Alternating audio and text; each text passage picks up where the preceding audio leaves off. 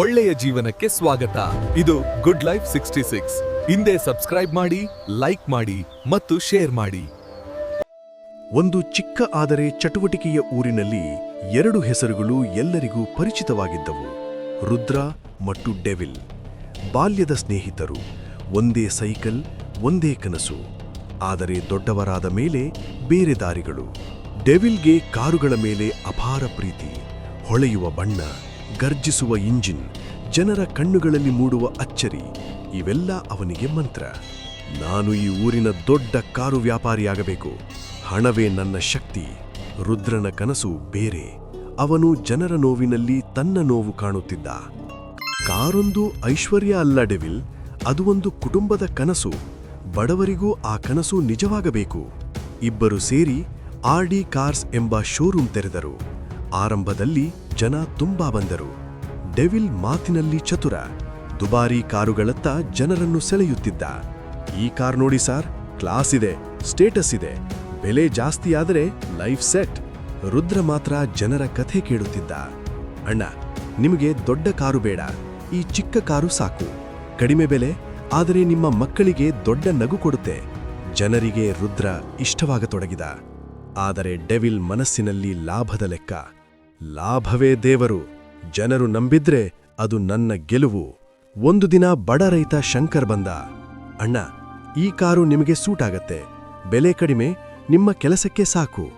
ಇಲ್ಲ, ದುಬಾರಿ ಕಾರ್ ತೆಗೆದುಕೊಳ್ಳಿ, ಅದರಲ್ಲೇ ಲಾಭ. ಸ್ನೇಹದಲ್ಲಿ ಬಿರುಕು ಬಂತು.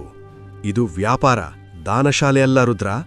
ಇದು ಕೇವಲ ವ್ಯಾಪಾರ ಅಲ್ಲ ಡೆವಿಲ್, ಇದು ಜನರ ಬದುಕಿನ ಭಾಗ. ಮಳೆ ದಿನ ಬಡ ಕಾರ್ಮಿಕ ರಾಜು ಬಂದ. ಕಣ್ಣೀರಿನಿಂದ ಬೇಡಿಕೊಂಡ. ಹಣ ಇಲ್ಲ ಅಂದ್ರೆ ಬೇಡ, ಹೋಗಿ. ಅಣ್ಣ, ಸ್ವಲ್ಪ ಕಡಿಮೆ ಕೊಡಿ, ಉಳಿದುದನ್ನು ತಿಂಗಳಿಗೆ ಕಟ್ಟಬಹುದು. ನನ್ನ ಕಮಿಷನ್ ಕೂಡ ಕಡಿಮೆ ಮಾಡ್ತೀನಿ. ರಾಜು ಅತ್ತ. ಕೆಲವು ದಿನಗಳ ನಂತರ ಡೆವಿಲ್ ಮಾಡಿದ ಮೋಸ ಬಯಲಾಯಿತು. ಜನ ಗಲಾಟೆ. ರುದ್ರ ಮುಂದೆ ನಿಂತ.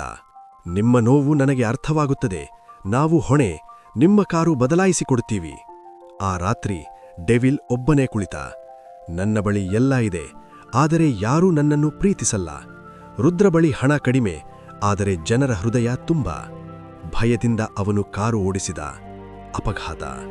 ಆಸ್ಪತ್ರೆಯಲ್ಲಿ ಕಣ್ಣು ತೆರೆದಾಗ ರುದ್ರ ಪಕ್ಕದಲ್ಲಿದ್ದ. ನೀನು ಇಲ್ಯಾಕೆ? ನೀನು ಸ್ನೇಹಿತ ಡೆವಿಲ್, ನಿನ್ನನ್ನು ಬಿಟ್ಟು ಹೋಗೋಕೆ ನನಗಾಗಲ್ಲ. ನಾನು ಹಣಕ್ಕಾಗಿ ಎಲ್ಲವನ್ನೂ ಕಳೆದುಕೊಂಡೆ, ನಿನ್ನ ಸ್ನೇಹವನ್ನೂ.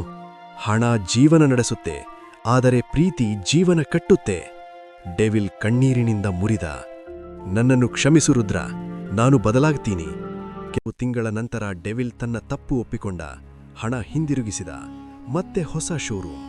ಹೆಸರು ಹಾರ್ಟ್ ಡ್ರೈವ್ ಕಾರ್ಸ್. ಸ್ಲೋಗನ್, ಲಾಭಕ್ಕಿಂತ ಜೀವನ ದೊಡ್ಡದು.